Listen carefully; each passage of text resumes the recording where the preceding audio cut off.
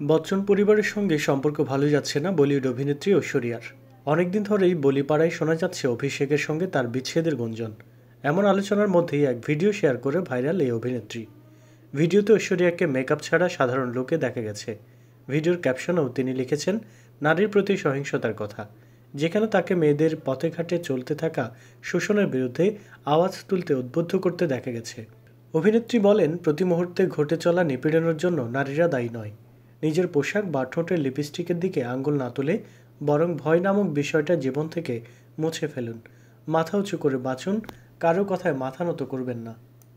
ঐশ্বরিয়ার এই ভিডিওতে প্রশংসা ভাসিয়েছেন নেটিজনরা। একজন লিখেছেন, আপনার মতো অভিনেত্রী যে এই বিষয় নিয়ে কথা বলছেন তা সমাজের জন্য ভীষণ উপকারের। আরেকজন লিখেছেন, আপনি হলেন একাধারে সুন্দরী এবং শিক্ষিতা।